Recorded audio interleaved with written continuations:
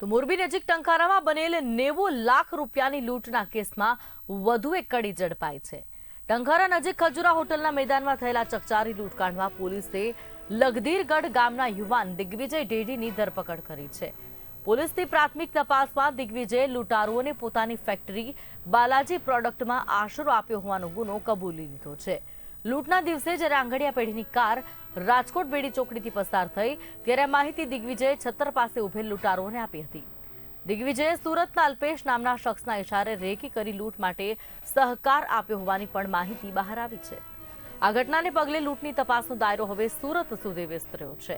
આ કાર્યવાહી વાંકાનેર વિભાગના નાયબ પોલીસ અધિક્ષક એલસીબીના ઇન્સ્પેક્ટર ટંકારા પોલીસ સ્ટેશનના ઇન્સ્પેક્ટરના સુમેળભર્યા પ્રયાસથી સફળ બની છે। ત્યારે આરોપીને હવે રિમાન્ડ માટે કોર્ટમાં રજૂ કરવાની તજવીજ હાથ ધરવામાં આવી છે। હાલના ભૂતકાળમાં 21/5ના રોજ નિલેશભાઈ મનસુખભાઈ ભાલોડી એ ફરિયાદ લખાવી અને એ ફરિયાદ મુજબ આંગડિયા પેઢીના રોકડ રૂપિયા 90 લાખની જે લૂંટ થઈ ટંકારા મુકામે એ લૂંટના 2 આરોપીઓ પકડાયેલા હતા અને 72,50,000નો જે મુદ્દાઓ રિકવર થયેલો હતો।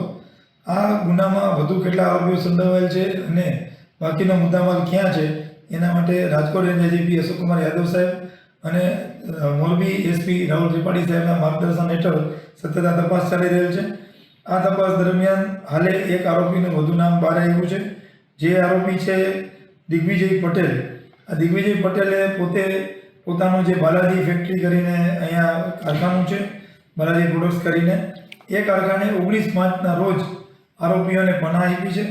આ કામમાં બીજા આરોપીઓના નામ ખુલવા પામેલ છે, જેમાં એક અભિભાઈ અલગોદર અને અભિજીત ભાર્ગવ પકડાયેલ। એની સાથે સહ આરોપીઓમાં હિતેશ ચાવડા અને અલ્પેશ 2 આરોપીના નામ વધુ ખુલવા પામ્યા છે, જેમાં આ બંને આરોપીઓએ બાલાજી પ્રોડક્ટમાં બધી ચર્ચા વિચારણા કરી અને આખી લૂંટ કેમ કરવી એનો પ્લાન બનાવ્યો।